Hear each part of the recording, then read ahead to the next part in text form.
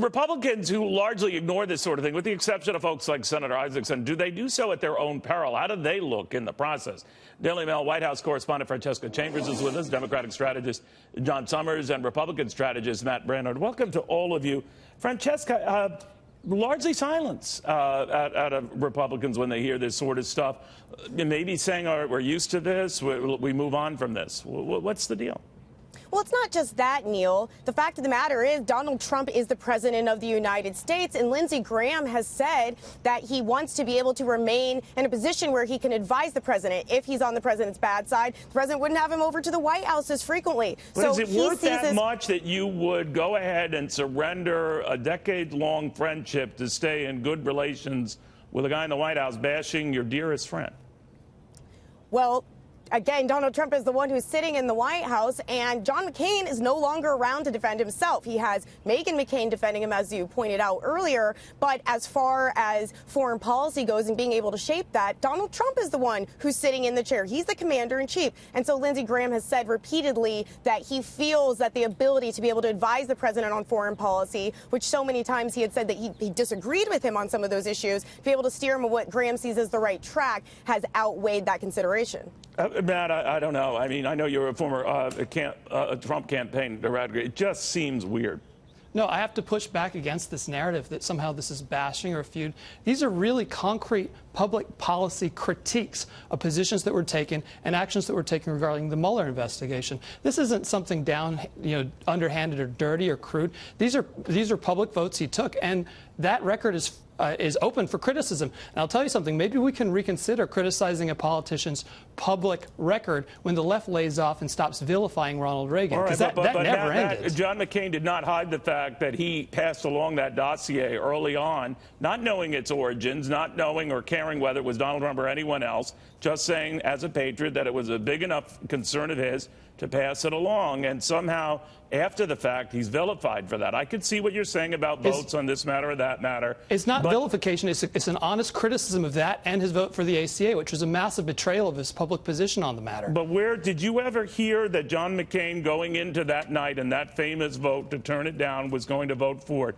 No one I talked to who followed that very closely said that was the case. He campaigned against it as a presidential candidate, as a Senate candidate, over and over. He raised a lot of money on the promise of fighting to repeal Obamacare, and when he had the chance, that was not the means to do it. So the president seemed to say that John McCain had already told him that he was going to vote for it. No one I talked to who was involved in that at the time said that was the case. Well, who cares? What's that got to do with criticizing his position on the issue? He voted against repealing ACA. That's fair. The president might have lied about it. Does that bother you that the president might have lied about what a dead man did? Lied about the fact that he repeatedly said he opposed Obamacare? That No.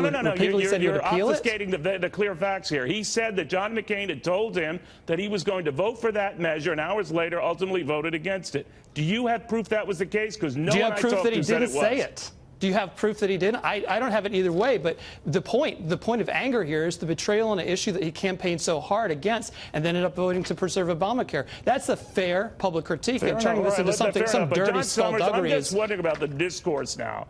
Because I don't think you have to be right or left to find that maybe you can be justified in making these remarks or thinking them.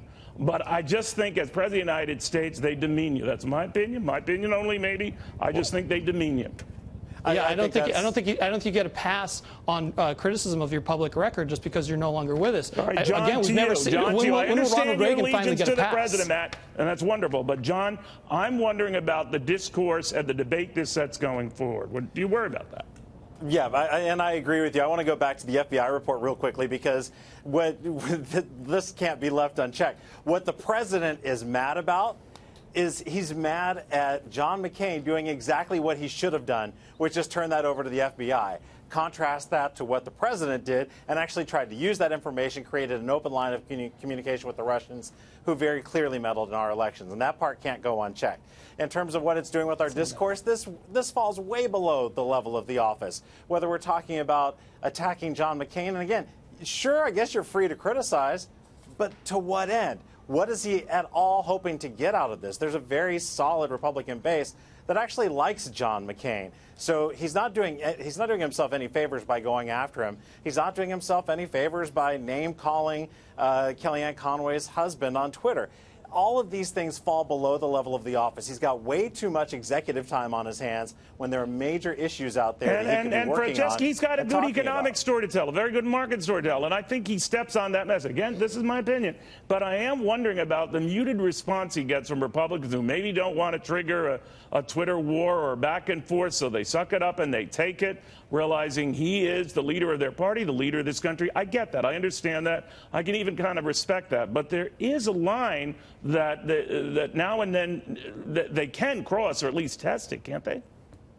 Neil, to John's point earlier, just before we came on, this came up pretty unprovoked today when the president was at that plant speaking about his economic message, about how he said he had saved the plant that was on track to close, and how he thinks in 2020 he'll have a pretty easy time getting reelected, because how would you debate the fact that he's lowered unemployment levels for women, minorities, those sorts of things. So to what you were saying, that's what he was talking about. Switch to John McCain. He did come back to that message and continue to talk about the economy. As for the president's anger at John McCain, I remember being in the Rose Garden on the day when John McCain came back from Arizona. Remember, he had been in treatment, and he came back for the Obamacare vote. And the White House actually delayed an event in the Rose Garden so that John McCain could speak on the floor. So they did at least have a sense, right, that they thought his comments were going to be something that was positive for them. So he's very disappointed with the fact that that was not the case, and he's making that clear. I understand that. There's frustration in that, but this maybe is beyond the pale. But we'll see. Guys, I appreciate all of you taking your time and your perspective on this.